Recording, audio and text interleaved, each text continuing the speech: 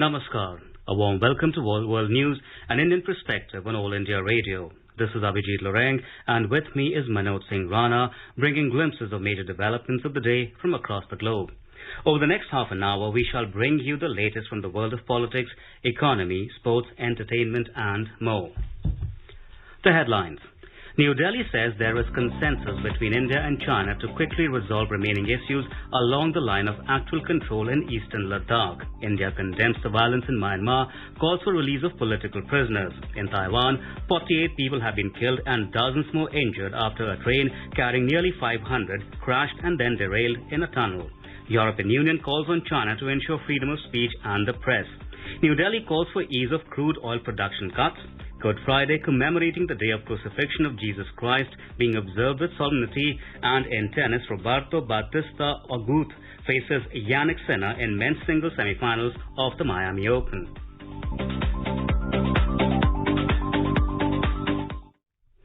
As the number of COVID cases are on the rise again, we appeal to our listeners not to lower the guard, follow all the precautions, and all those above 45 years of age get vaccinated without any hesitation.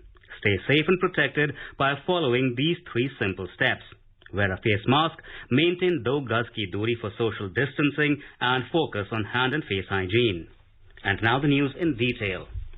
The External Affairs Ministry of India has said there is a consensus between India and China that 2 sides should quickly resolve remaining issues along the line of actual control in eastern Ladakh. Responding to a media query on the border standoff with China, External Affairs Ministry spokesperson Arindam Bagchi said that this engagement in the Pangong Lake area was a significant step forward and it provided a good basis for resolution of other remaining issues. There is a consensus that the 2 sides should quickly resolve the remaining issues along the LAC in eastern Ladakh. This engagement in Pangong Lake area was a significant step forward, and it has provided a good basis for resolution of the other remaining issues along the LAC in the western sector. At both the senior commanders meeting and the WMCC, the 2 sides held detailed exchange of views on the remaining issues. Mr. Bagchi said the 2 sides continue to remain in touch through military and diplomatic channels. The 2 sides continue to remain in touch through military and diplomatic channels. As EM had pointed out to his Chinese counterpart, a prolongation of the situation in neither side's interest. We therefore hope that the Chinese side will work with us to ensure that the disengagement in the remaining areas is completed at the earliest. This would allow both sides to consider de-escalation forces in eastern Ladakh, as that alone will lead to restoration of peace and tranquility and provide conditions for progress of our overall bilateral relationship. The spokesperson also informed that Prime Minister Narendra Modi will attend the climate summit to be held virtually on the 22nd and 23rd of April. US President Joe Biden had invited Mr. Modi for this summit, and the Prime Minister had accepted the invitation. India on Friday condemned the violence in Myanmar and called for the release of political prisoners. Briefing media, External Affairs Ministry spokesperson Arindam Bagchi said New Delhi believes that the rule of law should prevail and it stands for the restoration of democracy in Myanmar. We condemn any use of violence. We believe that the rule of law should be prevailed. We stand for the restoration of democracy in Myanmar. We have urged the release of political prisoners and supported any attempts at resolving the current situation, including through the efforts of ASEAN. We remain engaged on this issue with our international interlocutors and at the United Nations Security Council in an effort to play a balanced and constructive role. India has also called for easing cuts in crude oil production as the high oil prices are hurting the consumption-led recovery of several countries. External Affairs Ministry spokesperson said the crude oil supply should be market-determined rather than artificially managed. The statement comes in the wake of OPEC and OPEC Plus announcement last week, a slight easing of crude production cuts. India has been appealing beginning of this year to crude oil producing countries, both OPEC and OPEC Plus, to ease crude oil production cuts that were announced last year, so as to ensure that we have more crude availability, since high crude prices hurt consumption recovery of several countries, including India, particularly in the context of COVID. We have always believed that crude supply should be market determined and rather than artificially managed.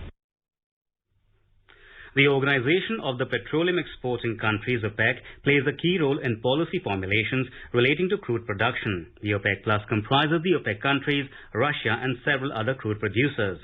Noting the high demand for Made in India vaccines, MEA spokesperson clarified that India has not imposed any ban on exports of COVID-19 vaccines.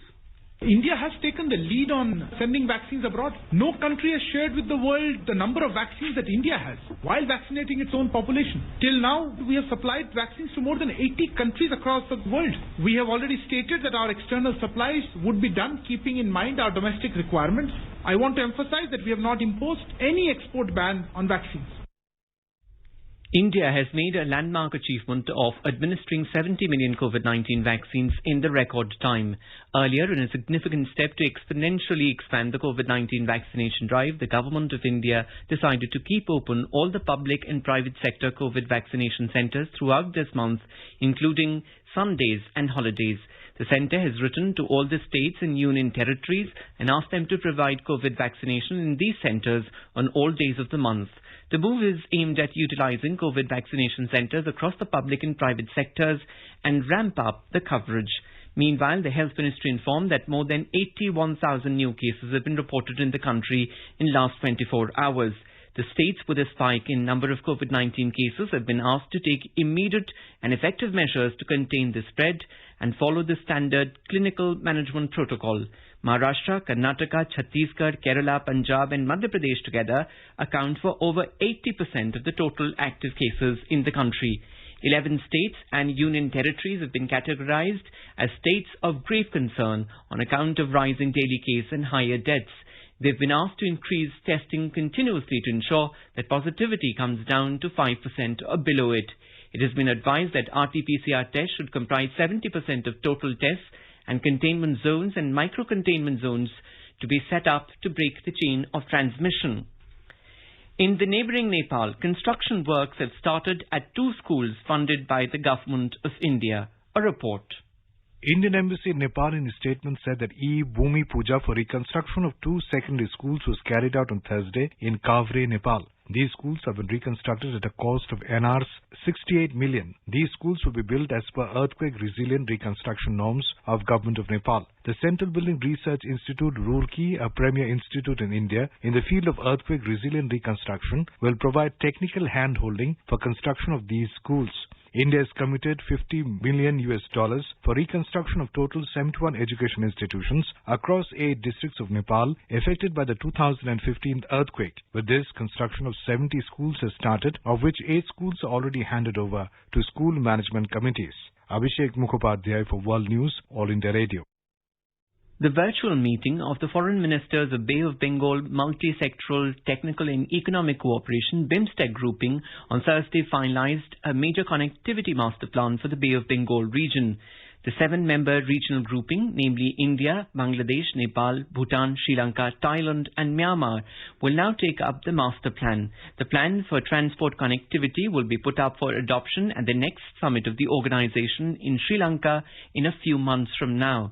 The connectivity master plan is the outcome of more than a decade of consultations among the member states. The study conducted by the Asian Development Bank, ADB, in 2007 and 2014 identified 166 connectivity projects at an estimated cost of $50 billion, out of which 65 projects were identified as priority projects. External Affairs Minister Dr. S. Jaishankar expressed India's commitment to taking the BIMSTEC to new heights. The meeting also endorsed 3 MOUs or agreements. These relate to Convention on Mutual Legal Assistance in Criminal Matters, cooperation between diplomatic and training academies, and establishment of BIMSTEC Technology Transfer Facility in Colombo. India's ambassador to China, Vikram Misri, has launched India at 75 celebrations in Shanghai. Cultural programs showcasing India's cultural heritage were presented by the Indian community. Students from Wenli Academy recited shlokas in Sanskrit at the event. Earlier on Thursday, the ambassador interacted with representatives of Indian industry in Shanghai. The event was attended by more than 30 representatives representing 8 sectors such as textiles, pharma, electronics, manufacturing, chemicals, IT, banking, etc. More from a Beijing correspondent.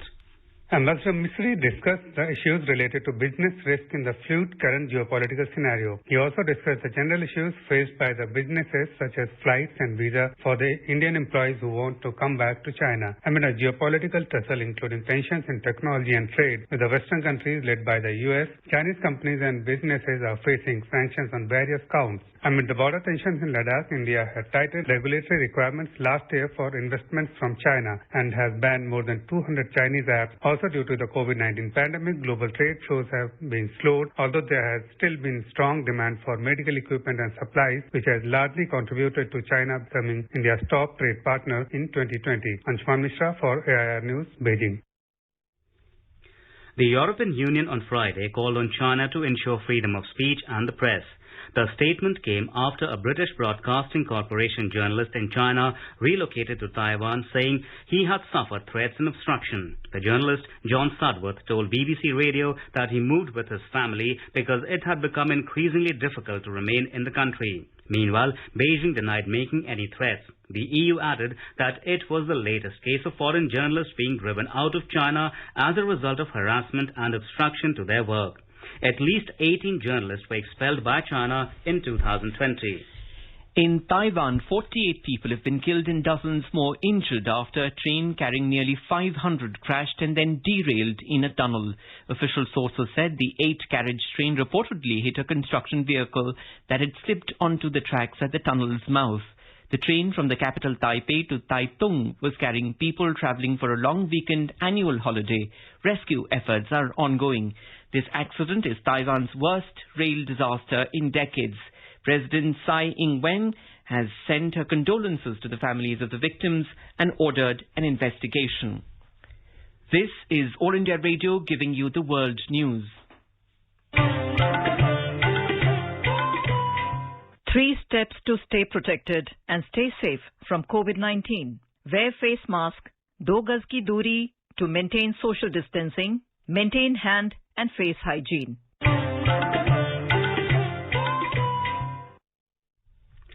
Now let us take a look at coronavirus updates from the world. Chile closed its borders and tightened an already strict lockdown further to slow the spread of coronavirus. The move came to stop the influx of contagious new variants as cases climbed past 1 million despite one of the world's fastest vaccination rates. The hospitals warned that they were close to saturation with middle-aged and younger victims of the disease as cases have spiked in recent weeks following the Southern Hemisphere summer holidays. Chile struck early deals with vaccine makers Pfizer and Sinovac and has already vaccinated more than 35% of its population, ranking it third in the world for inoculations per capita. The caseload has prompted Chile to delay elections due on 11th of April. French Finance Minister Bruno Le Maire said on Friday that new COVID-19 restrictions in the country will impact its economic growth this year.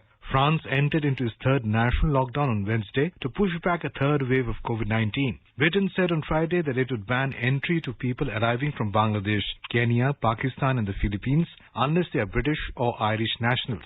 Meanwhile, the Irish government on Thursday added 26 countries to a list of states subject to mandatory hotel quarantine on arrival because of the coronavirus. Ireland has some of the strictest travel restrictions in hotel quarantine for arrivals of people from countries deemed high risk or those without a negative COVID-19 test. Including the new additions, there are 58 countries on the designated states list. Pope Francis paid a surprise visit on Friday to homeless and poor people from Rome, getting free COVID-19 vaccinations in the Vatican. Japan said on Friday that it will receive bigger shipments of Pfizer Inc.'s COVID-19 vaccines to immunize the elderly faster. The country's immunization campaign began in February, later than most major economies. As per official records, more than 890,000 people have received at least the first of the 2 shots till date. Abhishek Mukhopadhyay for World News, All India Radio.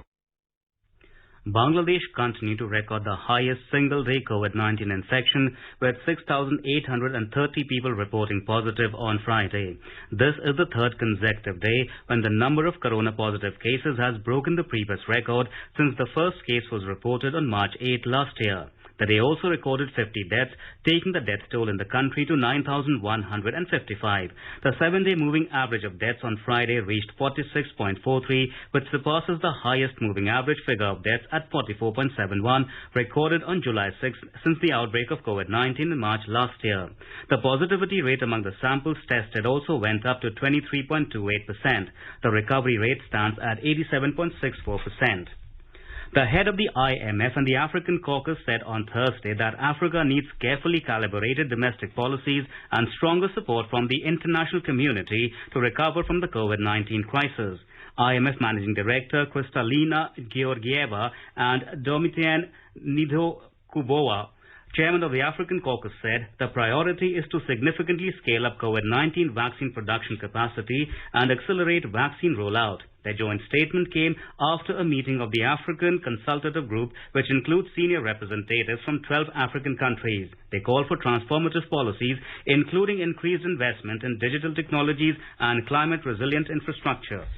The United Nations on Thursday strongly condemned the ongoing violence by Myanmar security forces against civilians, including children. Members of the UN Security Council also voiced deep concern at the rapidly deteriorating situation in the Southeast Asian nation. They strongly condemned the use of violence against peaceful protesters and the deaths of hundreds of civilians, including women and children. They also urged all sides to refrain from violence and called again for the immediate release of all detainees, including State Councillor Aung San Suu Kyi and President Win Myint. Myanmar's deposed leader, Aung San Suu Kyi, has been charged with breaking a colonial-era official secrets law. According to the UN, hundreds of civilians, including at least 44 children, have been killed in the crackdown across the country, and countless more have been seriously injured since the military coup on the 1st of February. This is All India Radio giving you the world news. World Autism Awareness Day is observed internationally on April 2nd every year.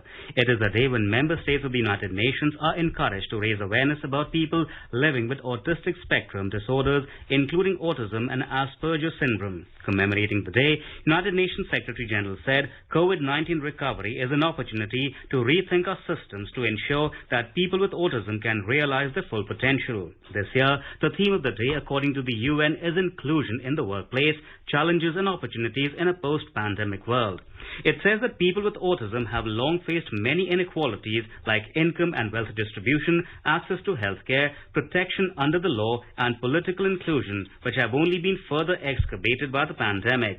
Autism is a lifelong neurological condition that manifests during early childhood, irrespective of gender, race, or socio-economic status. Appropriate support, accommodation, and acceptance of this neurological variation allows those with autism to enjoy equal opportunity, full and effective participation in society. Now let us take a look at the major developments around the world as reported in the foreign press.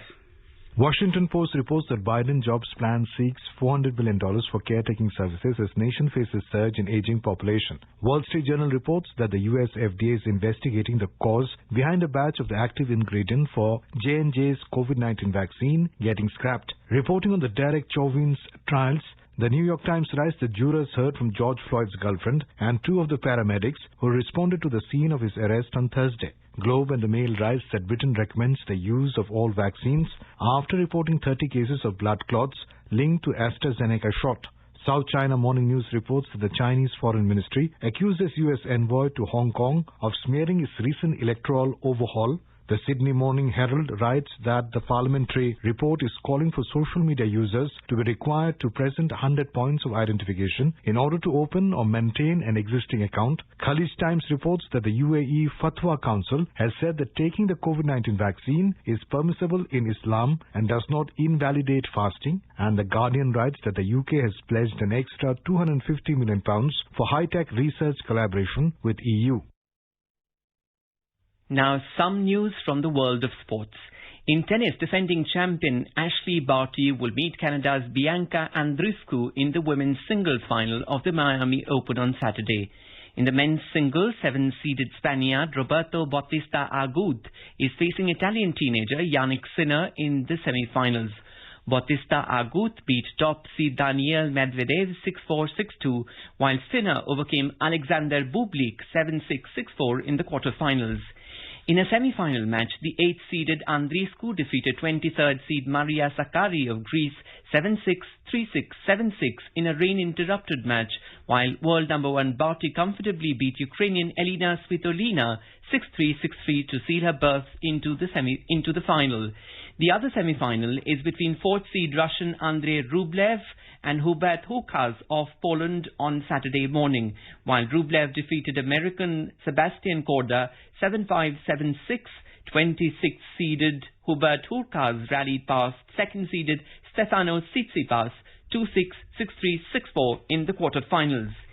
In men's doubles, Croatian team of Nikola Mektic and Mate Pavic has set up summit clash with British pair of Dan Evans and Niels Kupski on Saturday. In the English Premier League football, Chelsea will take on West Brom on Saturday, while Leicester City is to face Manchester United. In another match, Leeds United will contest against Sheffield United FC. April 2nd, 2011. This day, India won the World Cup on home soil to send the entire country into euphoria. India had previously lifted the prize trophy in 1983 and had to wait a long time before doing it again. Led by MS Dhoni, India registered their second ODI title triumph by beating Sri Lanka in the final at the Wankhede Stadium in Mumbai. That day will be remembered for many magical moments. Gautam Gambhir's brilliant knock, Dhoni's iconic six, Sachin Tendulkar being carried around the ground by his teammates, to name a few. In a tweet, BCCI today said, a decade later, still fresh in our minds. The International Cricket Council, ICC, also shared a snippet of some of the highlights from the thrilling final on its Twitter handle. Here is a report. On that day, Sri Lanka had set India's stiff target with Mahela Jayawardene's unbeaten century, propelling them to 274 for 6. Thisara Pereira's late blitz of 22 of 9 balls had given the Lankans the momentum going into India's chase. India got off to the worst possible start with Virender Sehwag sent back to the pavilion on the second ball. His opening partner Sachin Tendulkar didn't stick around too long either, as he was dismissed in the 7th over to put India on the back foot. But an 83-run partnership between Gautam Gambhir and Virat Kohli steadied India and brought them back into the contest. After Kohli's dismissal, Dhoni promoted himself and with Gambhir forged a 109-run stand to take India within touching distance. Gambhir fell 3 short of a deserved century, and in walked the player of the World Cup, Yuvraj Singh. The stylish left-hander, along with skipper Dhoni, got India over the line with 10 balls to spare, with the latter remaining unbeaten on 91 of just 79 balls. Dhoni finished it off with a 6 of the bowling of Nuwan Kulasekara, with Yuvraj enveloping his teammate in a hug in joyous scenes that will stay forever in the memories of the Indian fans.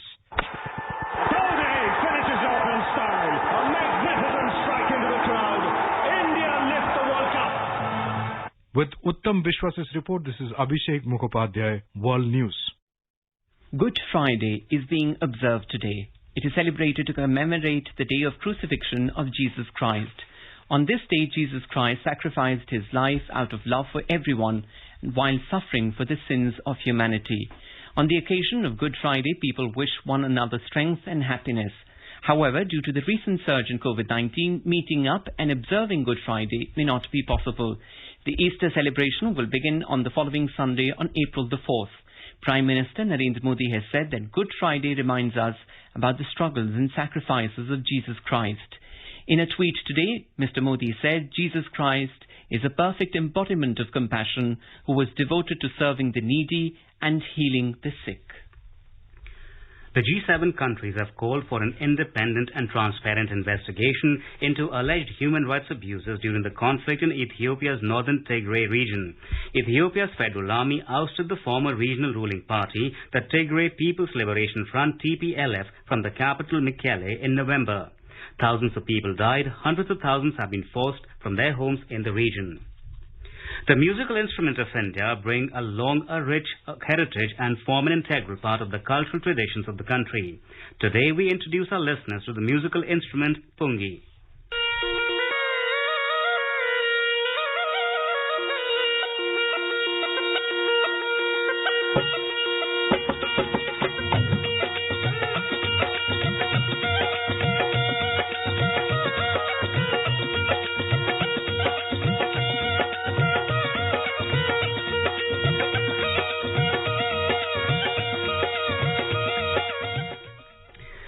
Pungi is an Indian folk music instrument that is mostly played by cobra charmers in several states of India. Pungi, also known as the bean, is a wind instrument originating from the Indian subcontinent. It is played with no pauses as the player employs circular breathing. In street performances, the pungi is used for snake charming. It has various names in different parts of the country. In northern India, it is known as the bean, tumbi and bansi. In the south, it is known as the magudi, mahudi, pungi and pambat kizuhao. Today is the birth anniversary of Ustad Bade Ghulam Ali Khan. Ustad Bade Ghulam Ali Khan was an Indian Hindustani classical vocalist from the Patiala Gharana. Ustad Bade Ghulam Ali Khan was born in Kasur of the erstwhile Punjab province, British India in 1902. Following partition of India in 1947, Kasur district was allocated to Pakistan. Following partition, at the age of 5, Bade Ghulam Ali Khan began training in vocal music from his paternal uncle Kale Khan and later from his father. He had 3 younger brothers.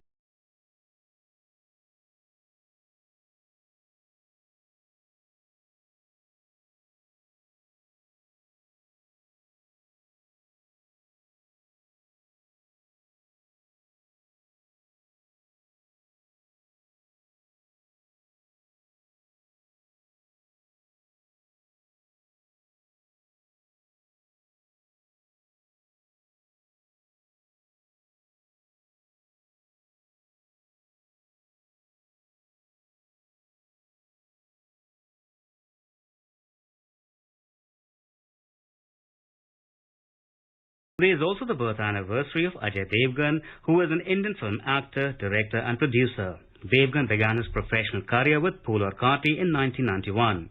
He then rose to prominence as an action hero, starring in successful films such as Jigar in 1992, Sangram 1993, Dilwale 1994 and Diljale 1996. He went on to give critically acclaimed performances in Zakham, Hum Dil De Chuke Sanam, Company, Diwangi and The Legend of Bhagat Singh.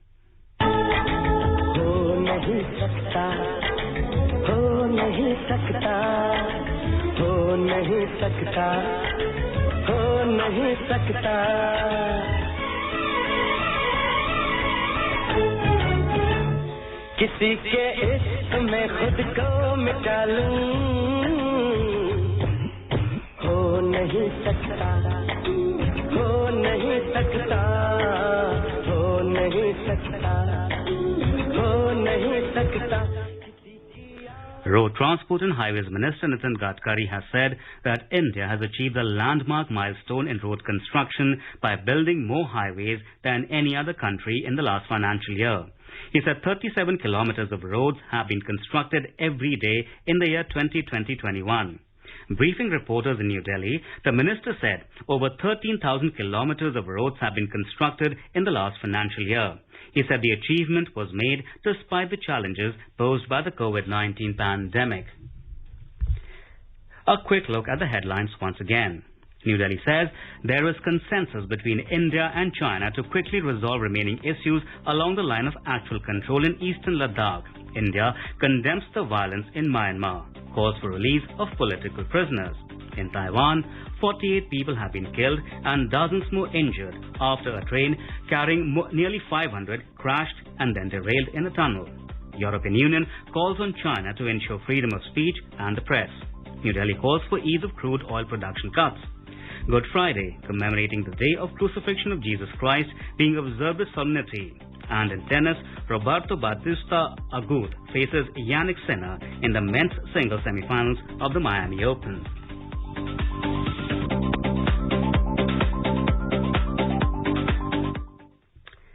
India is celebrating the 151st birth anniversary of Mahatma Gandhi. Before we end, let us listen to his favorite bhajan, Vaishnavi Jan, by artists from Canada. Vaishnava Jan tere kaaye je peet paraye jane re paratu ke upakar kare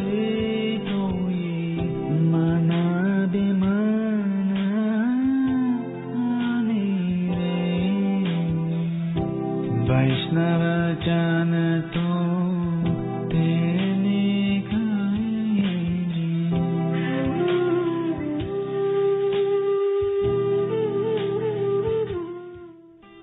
And with that, we end this bulletin. See you at the same time tomorrow with the next edition of the World News.